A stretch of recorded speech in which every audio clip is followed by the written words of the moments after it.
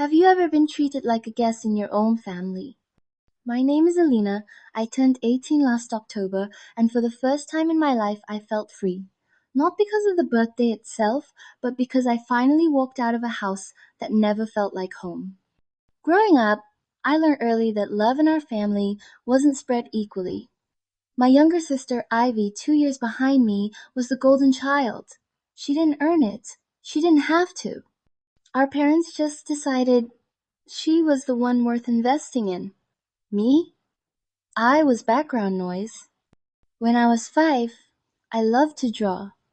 My sketchbooks were my treasure. But when Ivy said she wanted to try art, my supplies disappeared from my room. They told me, "You're the older one, you should share." But I never got anything back.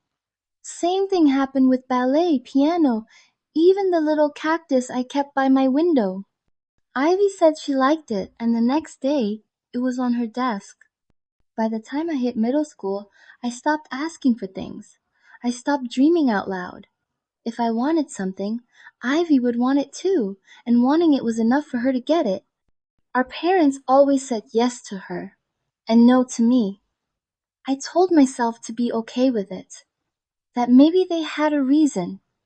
Maybe I wasn't trying hard enough. Maybe I wasn't enough. But the worst part wasn't the stuff. It was the silence, the emotional erasure. When I got straight, as they barely nodded, Ivy brought home a B and they took her out for dinner. I won a local writing contest in 10th grade. My essay got published online. Mom didn't even read it. She was too busy helping Ivy get votes for some TikTok dance competition. I remember the night I broke. It was my last year of high school. I had spent weeks preparing a portfolio to apply to a writing program in New York. I asked my parents if they could help with the application fee. It wasn't much, just $50. Dad looked up from his phone and said, "We can't afford that right now. Ivy needs new cheer uniforms." That was it. I didn't cry. I didn't yell. I just walked upstairs, opened my laptop, and started planning. I didn't need their permission. I didn't need their money. I needed out. I spent the next 5 months hustling like hell. I picked up 2 part-time jobs weekends at a bookstore, evenings at a local diner. I sold old clothes online. I edited essays for classmates for $20 a pop. By spring, I had enough to cover the application, my plane ticket, and a deposit on a shared room in the city. The day I left, nobody noticed. I packed my bag after school, left a note on the kitchen table that said, "I'm going to make something of myself. Don't wait up." New York chewed me up the first month. I was broke, exhausted, and sometimes lonely. But I was also free. I got accepted into the writing program. I cried alone in a coffee shop when the email came in. I worked nights cleaning offices to cover rent. I wrote every day. I poured every ounce of anger, hunger, and hurt into my stories. And people noticed.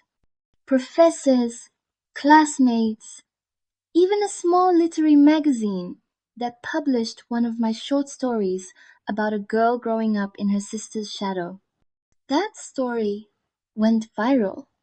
Within a year, I had a scholarship, a paid internship with a publishing house, and a growing online following. People connected with my words. I wrote about invisibility, about trying to earn love that should have been unconditional, and other girls wrote back, telling me they saw themselves in my pages. That gave me more than my parents ever did. A few months ago, Ivy messaged me. She said she read my story and didn't know I felt that way.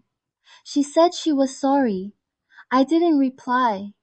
I wasn't ready to reopen old wounds just because she was curious now. Last week, a publishing deal landed in my inbox.